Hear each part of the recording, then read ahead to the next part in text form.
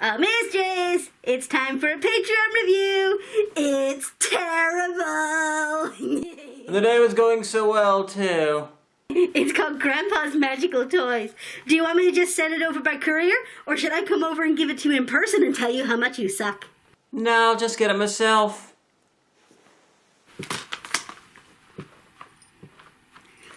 That's cheating! Hush now. I've a review to do, can't keep the patron waiting.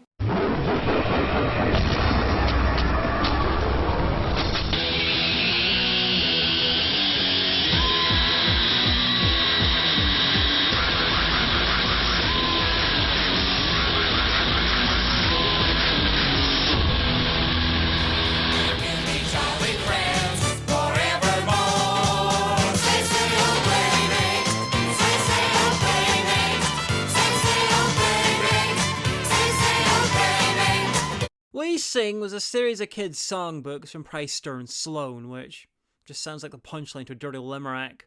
They eventually spun off into a collection of kids' videos where embarrassed actors wonder what the fuck they did to deserve this, in between singing along to some copyright-free music and wearing terrible costumes. It's kinda like Saul to the Singing Songbook if its aim was to make you hate God even more.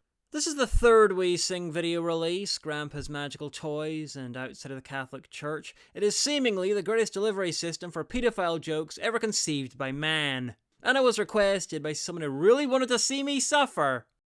Look at it. Look at it! It looks just like me the rest of the time!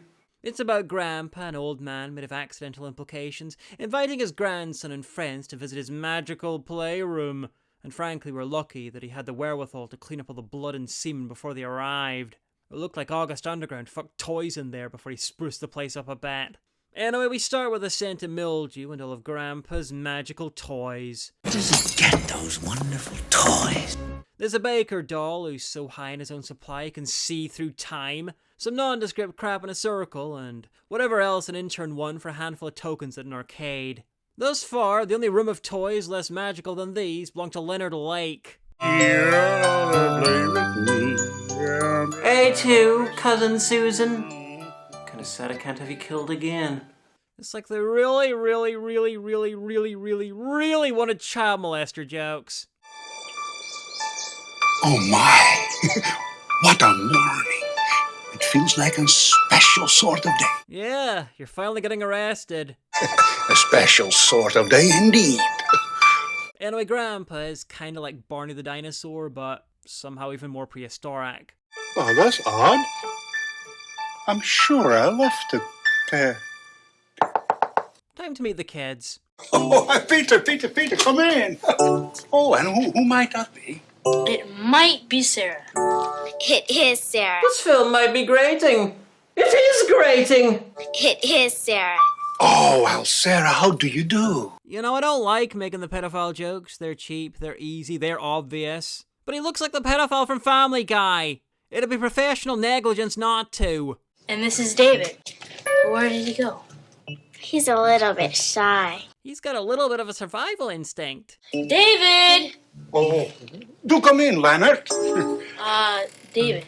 Guys, there's so many kids in there, he's lost track of their names. Anyway, we have three kids. Peter, also known as Zach Lassus, Sarah, the girl, and David/Leonard/David/Leonard, the Vulcan. Oh, that's why he was smart enough to stay outside. Good morning, and how do you do?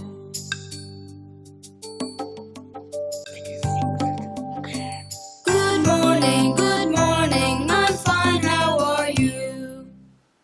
Truly indescribable. One thing you'll notice about this film is that it's basically a collection of anime facial expressions pretending to be a narrative. May I show them your toys, Grandpa? Oh, of course, enjoy yourself. Well, of course. What normal kid in 1988 wouldn't want to take precious time out from yelling cowabunga or beating Alex Kidd to hang out near a rocking horse, a clown, and whatever the fuck that is? Maybe this would have made sense if Peter was 5. Maybe if he didn't already have better toys. Ghostbusters-themed toys at home. And even then, there is no reason to bring his friends except to take the piss out of his weird-ass grandpa's stuff. Unless, you know, he really wants into the family business. Which would kind of explain these glances.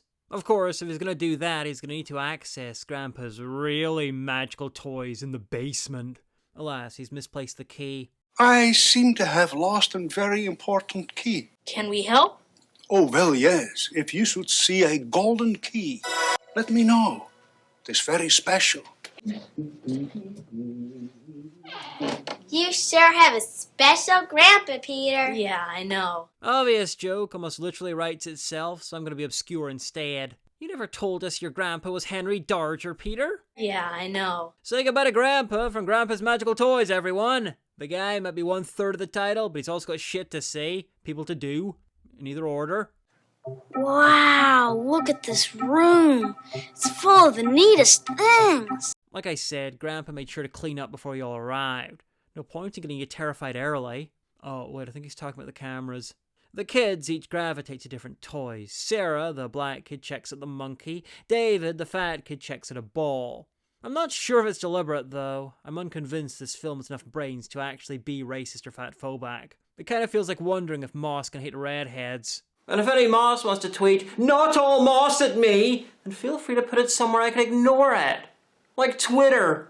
Anyway, most importantly, Peter checks out the passion of Mr. Punch. Does he look a little strange to you? No, he always gets crucified at the end. Wait till you see Punchinello. Punch a what? Punch a screenwriter, please. No, I was almost sure he... What? He winked at me. Of all the things that can come onto you in this room, be glad it's the only thing that's tied up. I swear it's like they want the jokes. He's just a toy, and toys don't wink. Not in bad films they can't. Anyway, tired of hanging around, waiting for a reason for the plot to happen, the Ark of the Covenant spews forth the worst special effects they could afford, shrinking them to an inconsistent, though diminutive size. Diminutive size. Wait, so is that small compared to you or just in general? Yes. Right?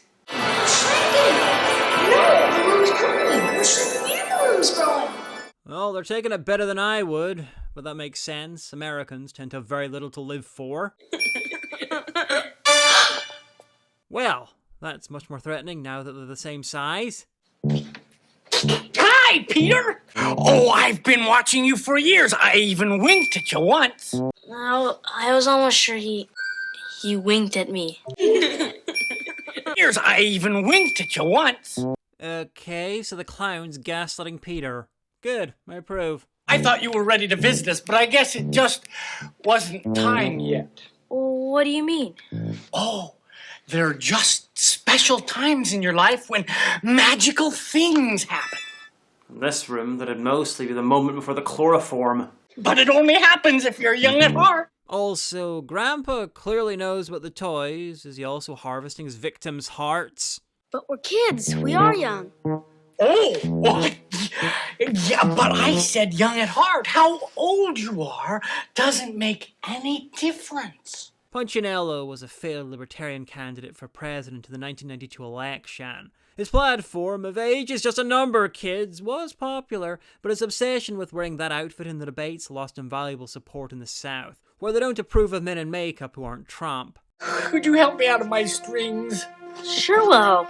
Yes, release more frightening Pennywise from his bondage. This can only end in terror. And or show tunes. What can you do, Punchinello, funny fellow? What can you do, Punchinello, funny you? Oh, fuck, it's the worst one. You choose one of us, Punchinello, funny fellow. You choose one of us, Punchinello, funny you.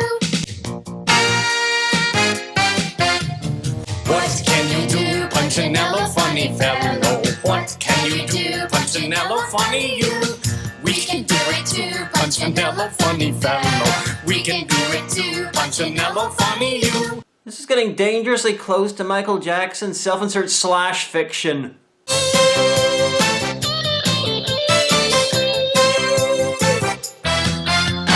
What can you do, Punchinello, funny fellow? What can you do, Punchinello, funny you?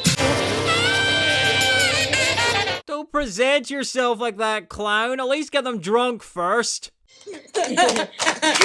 Alas, applause at his death is severely exaggerated. But it is time to meet the fetal alcohol syndrome muppet. Someone said time. What time is it now? Time someone fed you all through a wood chipper. Actually, now that I think about it, that bird has a kind of a dark brown and Muppets Back to the Future vibe going on. What time is it now? 21 gigawatts! But Cuckoo, that's not what... 88 miles per hour! Isn't it time you should, be inside your house? The encounter could create a time paradox, the results of which could cause a chain reaction that would unravel the very fabric of the space-time continuum and destroy the entire universe! Okay, now that I just immeasurably improved this thing by turning it into every piece of Back to the Future themed expanded media in the last 20 years, it's now time for continuity. Oh, wait, I almost forgot. Grandpa's golden key. He can't find it, and we said we'd help. Have you seen it? Oh, I do know that key. It's a very special key. His special key, you might say. Mistress, not only was that joke bad, it was mathematically bad. Future papers and theorems could be based on how fundamentally bad it was. But doing so would simply propagate its badness throughout more of the cosmos, creating a comedic false vacuum decay and dooming reality itself to a most unhumorous state of non-existence. I realise the supreme irony of me saying this, but everyone's a critic. Pointing out that a supernova will cause damage to a daisy is not criticism. It is a fact. Fair. Anyway, as we all knew what happened, the clown decides to introduce the kids to his seaman. Sailor! Don't write me again, Pagliacci! This failed theatre actor is an American pretending to be an Englishman, pretending to give a performance. Oh, my. I'm so confused. And this is a condescending American pretending to be a condescending Englishman, and not even pretending to give a performance. Oh, what seems to be the problem, old chap? You seem to be having a very difficult time of it. Why can't he act and open his eyes at the same time? A sailor went to sea. To see what he could see. You know, for an Englishman, that sounds kind of Spanish. Sailor went to sea. To see what he could see. This has got to be the happiest slapping I've ever seen outside of Brixton Street Crime.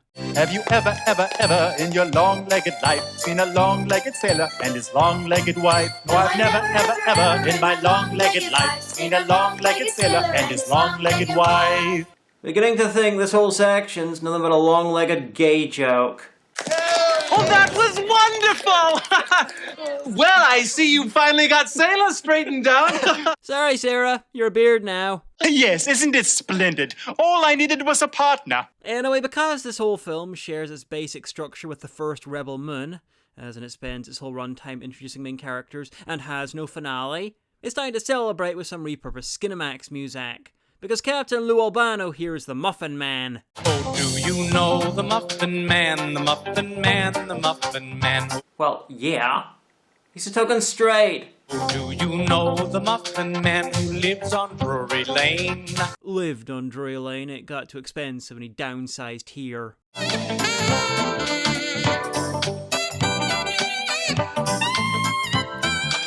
I really didn't need to see a clown psychically face rip a child.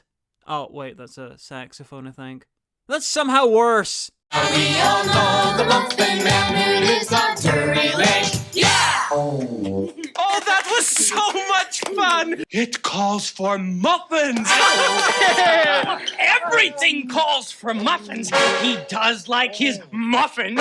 You know, I don't mind straight people. Many of my least worst friends are straight, but they shouldn't flaunt it in front of kids.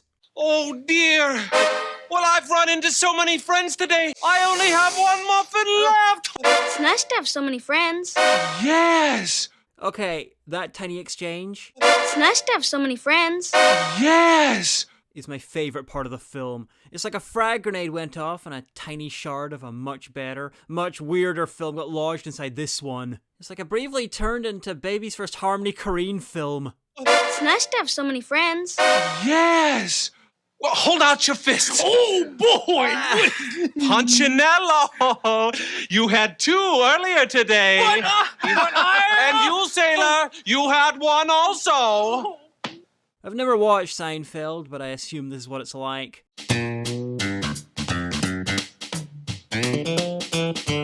You're not convincing me I'm wrong. The Muffin Man even looks like Jason Alexander if he did the obvious thing, given his rage, and just ate the rest of the cast. 1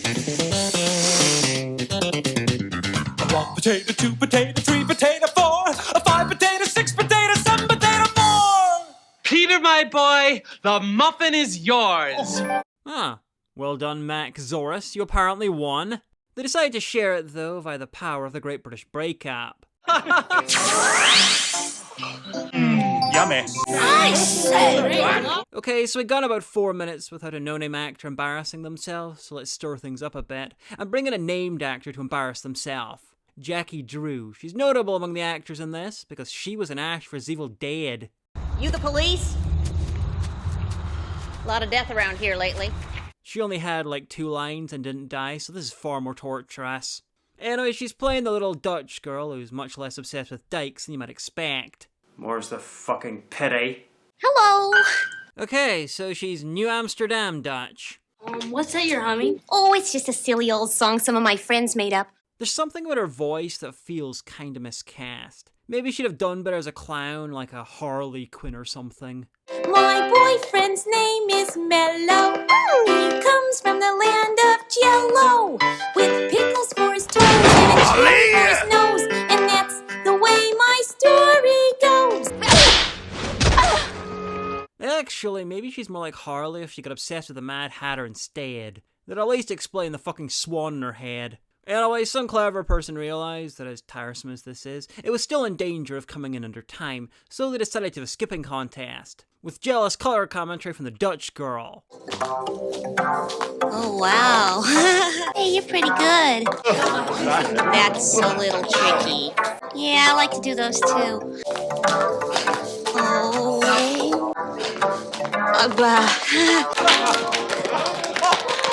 Sounds like the only thing that's stopping her from trying to lynch the kid with the rope is political correctness, and the film's intended age rating. Muffin Man, Punchinello, if you please. Well, looks like she has some self-respect to win back. I'm a little Dutch girl dressed in blue, and these are the things I like to do. Please stop, it's a fool's errand. But they're all fools, so that tracks. Salute to the captain, bow to the queen, and turn my back to the submarine. Is that what the Dutch call their parliament?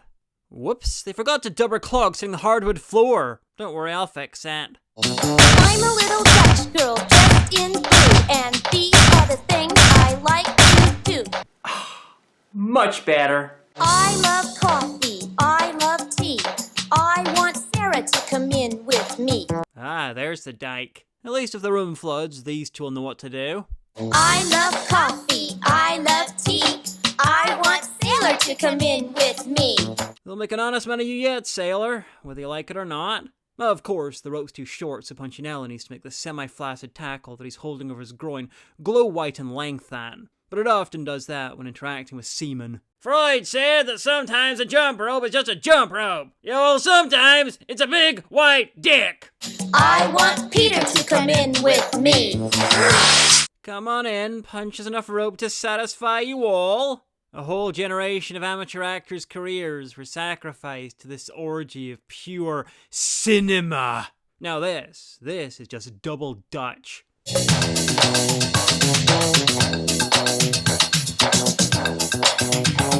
Sounds like a Eurodance mix of the Sonic the Hedgehog drowning music. Miss, miss, pretty little miss. When you miss like this. Well, that was so much fun! They were skipping for about 3 hours. Kids, I think Grandpa's fucking dead. It calls for muffins! What? My ribbons are undone. Everything's ruined. What am I gonna do? Hey, you're apparently Dutch. Act like it. Eat chocolate, listen to Gabber, get high, and destroy your economy selling flowers till you feel better. No one will ever play with me again. Oh, fucking hell, now it wants me to make Amsterdam Red Light District jokes. Seriously, though, she's like every negative woman stereotype poured into an Emma Roberts tribute act. You know, except for the ones that come with being Emma Roberts. We didn't play with you because your ribbons are straight. You didn't? We played with you because we had fun. We played with you because you were the latest one to turn up. Yeah, we played with you because of contractual obligation. We didn't play with you because your ribbons are straight. You didn't? We played with you because we had fun. Wait, you played with her because you had fun, but you only had fun because you played with her. Will someone please sit the writer down and explain cause and effect to them? If we had such a wonderful time, then let's all do it again. I feel ya. See, even the other characters are getting tired of this shit. And they only exist while it's going on. Cuckoo! Did I hear wonderful time? No, you heard shit, because I said shit. But since time is space, and matter is part of space, and shit is matter, same fucking difference! Cuckoo! What time is it? It's time for Dutch Girl to straighten her ribbons. No. Like them just the way they are. Now, I want you all to imagine this as the punchline to the aristocrats, okay? Character development! Oh well, bye. I'll tell you what time it really is. Time for the next victim, playmate, to turn up. This is an average 1980s gay West Virginian. Well, howdy, and again I say howdy. Who I assume had to flee here when his house got torched. And may I introduce Penelope, my most favorite pig. Penelope is his emotional support drag peg. She helps him with his PTSD, pork-traumatic swine disorder. The farmer is played by Sam Mowry, a kind of prolific voice actor, making one of his few on-camera appearances. He did voices in Torchlight, Ghost Pirates of Vuju Island, Phantom Doctrine, and a few things you might have even heard of, like Dota 2, Neverwinter, Star Trek Online, Champions Online, Infamous, and League of Legends. I wonder what could possibly have happened to convince him to stick to voice acting. The farmer in the dell, the farmer in the dell. Hi-ho, the dairy-o, the farmer in the dell. Ask a silly question, receive a painful song that answers said silly question. The farmer takes the wife, The wife takes the child. the child takes the nurse, the child takes the nurse. Hi-ho, the dairy-o, the child takes the nurse. The family that molests together stays together, hopefully behind bars. The nurse takes the dog. The dog takes the cat. The cat takes the rat, the cat takes the rat. Hi-ho, the dairy-o, the cat takes the rat. I was right in the middle of a heavy petting zoo, and someone's giving booze to these goddamn animals. It won't be long now before they tear us to shreds. The song takes the piss, the song takes the piss. Hi-ho, the dairy-o, the song takes the piss. The cheese stands alone. The cheese stands alone, the cheese stands alone. Hi-ho, the dairy-o, the cheese stands alone. As if we needed any more cheese on display. Hi-ho, the dairy-o, the farmer in the dell. I've not seen so many people so proud of something so evil since fucking Nuremberg. But Mistress, what about that surprise party we threw for you? It was so much fun, all those people melted. Yeah, the Nuremberg birthday bash. I said that. You might have noticed that I pointedly not been making jokes with all the toys being the enslaved souls of Grandpa's previous victims. That's because it's so obvious I take it as canon. That is such a beautiful song. I've made all sorts of jokes with the sexual proclivities of the characters in this, and who knows, some of them might even be good. But then there's this. Where's Penelope? That's little Penelope calling my name. And I have to give up. The film's making them itself. I'm coming, Penelope. At least someone takes animal husbandry seriously around here. Oh, what's that? Oh god, now they're fucking up the sonorous wailing of bagpipes. It's nothing sacred. Just what a film full of irritating windbags needs. To to be outclassed by a better type of windbag. Did you ever see a lassie, a lassie, a lassie? Yeah, there's one on screen right now. Also, there's a dog. I could be making a joke about them being the same thing, but I'm not gonna do that. Did you ever see a lassie go this way and that? Well, we've had every other kind of sexuality. I was wondering when bi would turn up. Go this way and that way, go this way and that way. Okay, a traditional Scottish sword dance without the swords is, just like the rest of the film, literally pointless. It's in the name, sword dance. Just like everything else, they've carefully removed the best part of the thing they chose to bastardize. They also removed the second best thing, because I don't know what the fuck they're singing along to, but it's not the fucking bagpipes. Did you ever see a laddie, a laddie, a laddie? Regretfully. Did you ever see a laddie go this way and that? Go this way and that way. Did you ever see a Hagan, a Hagan, a Hagan? Did you ever see a Hagan make the same bi joke as before? That was very well done, Peter. Oh, fuck, they're even doing the accents. Actually, the only toy not doing a dumbass accent is the little Dutch girl. But I doubt any of them knew what a Dutch person sounded like.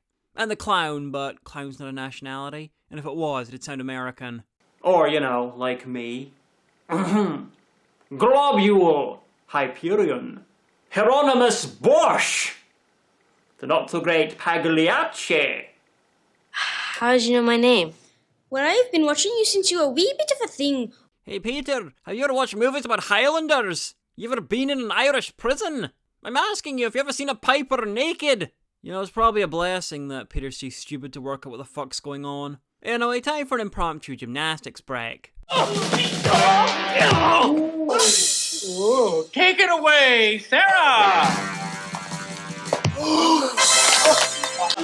You just keep working on it, you'll get it. Realizing they've been wasting too much time on everything so far, they throw the next three guests in at once. We've got Raggedy Ann, who seems to be modern day Shelley Duvall, pretending to be mid-80s Shelley Duvall. Where's Raggedy Andy?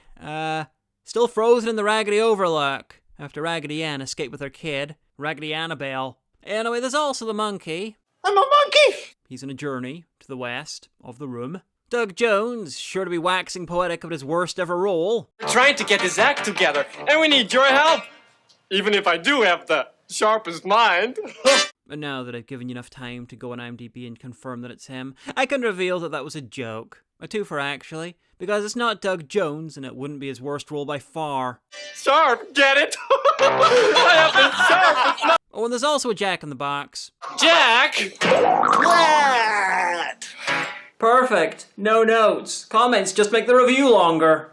We have to practice if we're going to get it right, right? Right. Wrong. Right, not left. Right, right? Oh, fuck, it's like a pantomime about the early Nazi party. Soon they'll be throwing a juice box push and blaming the Muffin Man for burning a dollhouse. You put your right hand in, you put your right hand out. You put your right hand in and you shake it all about. You do the hokey pokey and you turn yourself around. That's what it's all about. Good Morning, Miss Bliss is not the show I remember. Thank fuck. Wait a sec, the Jack in the Box is fate. That's not a Jack in the Box, it's a bankrupt clown wearing a box like a barrel. Now, one of the joys in watching this, and there are very few, is watching David, the little Chaos Romulan in green, take the piss out of whatever he's meant to be doing every chance he gets. He didn't do any acting after this, I assume because he already knew he'd peaked. Anyway, introductions. Oh. I'm Peter. I'm David. And I'm Sarah. It was nice to meet all of you, but we have to go now. Our planet needs us. You know what I think? That calls for muffins! As I recall, you're quite out of muffins. And now, you're just the man. Oh dear! So I am! Oh! Maybe it calls for cookies? Maybe you should eat the pig. Now, they decide to check out the nondescriptly racist looking cookie jar to see what's going on in there. Hello in there! Besides non-Euclidean geometry by the sound of that. And it's empty. Time to massacre another song. Who stole the cookies from the cookie jar? Who stole the cookies from the cookie jar? See, this is what happens when you leave the lidded jar in a magic room where inanimate objects come to life. They fucking escaped and shacked up a strawberry shortcake. Who stole the cookies from the cookie jar? Who stole the cookies from the cookie jar? I am counting the seconds until that jar gets so tired of this fucking song that it comes to life and eats one of them to refill itself. Sailor stole the cookies from the cookie jar. Who, me? Yes, you. Couldn't be. Then who? Lassie stole the cookies from the cookie jar. Who, me? Yes, you. Couldn't be. Then who? Laddie stole the cookies from the cookie jar. Outside of 1920s Chicago, this is not how you conduct an investigation. Penelope stole the cookies from the cookie jar. Yes, you. Then who?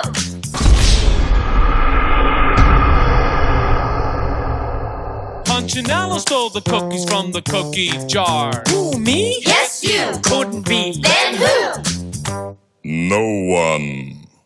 No one stole the cookies from the cookie jar. Don't you remember? You ate them all yesterday. The cookie, good. The penis, evil. Alright, tone it down, Joanne.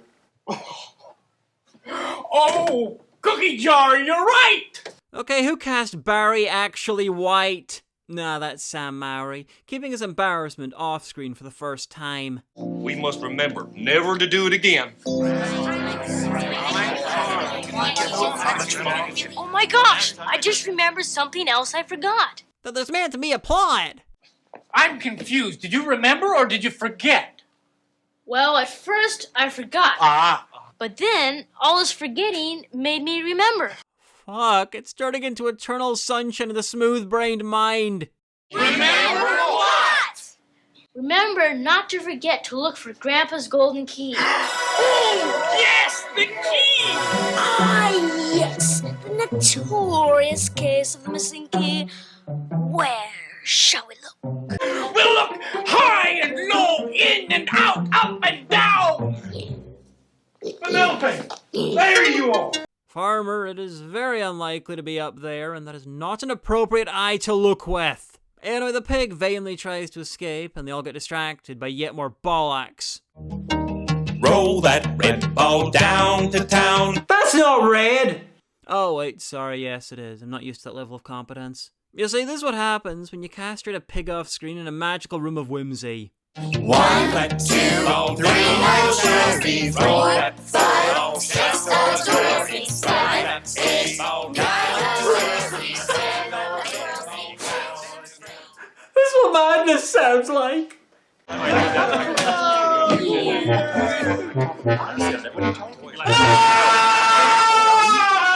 It wants to play. Where's it going?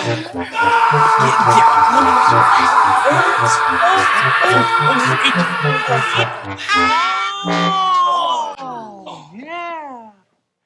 It's just as I thought. It wanted us to follow it here. Nah, pretty sure it wanted to escape. Now, near the start of the video I mentioned that they were shrunk to an inconsistent, though diminutive size. Shrinking them to an inconsistent, though diminutive size. Thank you, me. And this really demonstrates that. This must be Grandpa's golden key.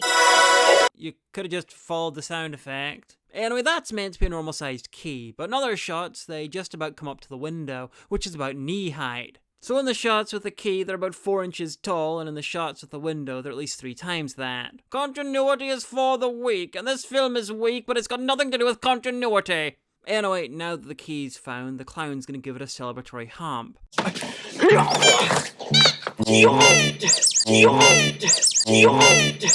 And having finished, the little Dutch girl removes the shaft with a well-practiced and disappointed ease, all too tragically common to women who interact with dumbass clowns.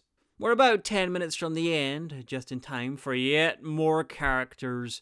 Why ruin the habit of a runtime? As you can see, the cast of Zoobly Zoo fell in hard times for their big break. The merry-go-round goes round and round. The children laughed and laughed and laughed. So many were going round and round that the merry-go-round collapsed.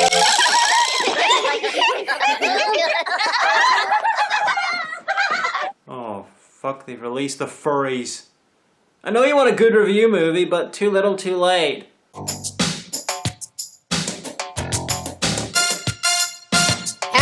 Hambone, have you heard? Papa's gonna buy me a mockingbird. If that mockingbird don't sing, Papa's gonna buy me a diamond ring. It's like someone finally released the butthead cut of Cats. Papa's gonna buy me a diamond ring.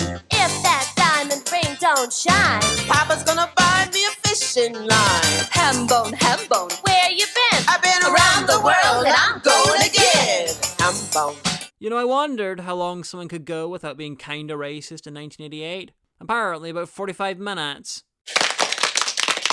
Sounds like they lasted longer than most. Anyway, from that, and straight into a bluegrass version of Playmates. Say, oh playmate, come out and play with me, and bring your dollies three, climb up my apple tree. Which is weird because rednecks often don't have friends. Actually, until I saw this film, I'd only ever come across that song in the Addams Family movie. Hearing it here blew my tiny non-American mind. So to pay that back, here's the better version. Playmate, come on and play with me, and bring your dolly three, climb up my apple tree, lift down my rain barrel, slide down my cellar door, and we'll be jolly friends.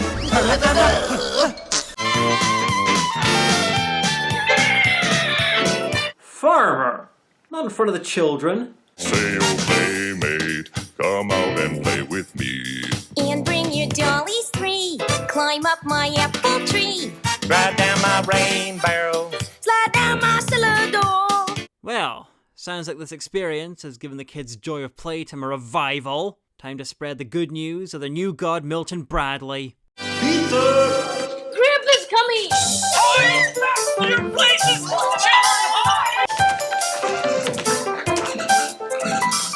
Oh, of course. How else would you end a sentient Toy Story? Of course, it actually makes sense in Toy Story because Andy doesn't know the toys are alive, but Grandpa does know. He visits them all the fucking time, and in a couple of minutes they'll tell us about it. You mean Grandpa was here too? Oh, yes, Peter! Many times! And not only that, but Punch took time off from his busy schedule of being an all-singing and dancing wife-beater to basically tell us that half an hour earlier. Yeah, but I said young at heart. How old you are doesn't make any difference. Peter? I wonder where they are. Wow, the American remake of Nightmare was wild. Anyway, time for them all to go fuck off and have actual fun, like waiting for Sonic the Hedgehog to be in Van Ad. Oh, come on, it's time to go. And how do they grow again? Simple, the Keyblade. But it only happens if you are young at Kingdom heart. You all are such special friends. We'll be back to see you soon. Now, each of you touch a jewel and hold on tightly. Bye. Goodbye.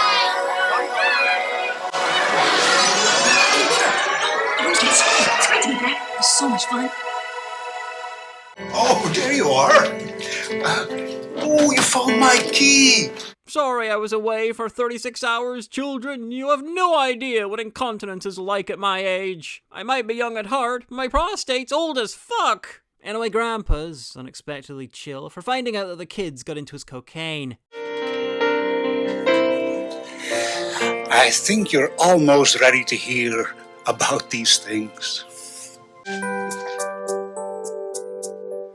Say, oh playmate, come out and play with me, and bring your dollies three, climb up my apple tree, cry. Well, that's unnecessarily terrifying. As thanks for all the fun and games, Peter brings the starving actors a giant plate of vaguely cookie-shaped cardboard, which naturally they descend on like a zombie horde at a We Sing Live event. That was Grandpa's magical toys. It was terrible, but we all knew it would be. I've nothing more to say about it. It's just god-awful. Just expending brain power trying to think of stuff to criticize just feels like a waste. So we'll give you some trivia instead. Peter, the main kid, was played by Kevin Hageman, who's the same Kevin Hageman who co-wrote the Lego Movie and Scary Stories to Tell in the Dark, and co-created Star Trek Prodigy. So that's random. It's like the rest of his career was one long apology tour. And according to Aaron Wildkey, one of the writers of Star Trek Prodigy, they used this film to welcome new writers into the writer's room. I choose to believe this isn't a joke, because belief is apparently magic, and magic is apparently real. Thank you, Grandpa's Magical Toys! I'm the Amanda Hagan. I have to live with that every day.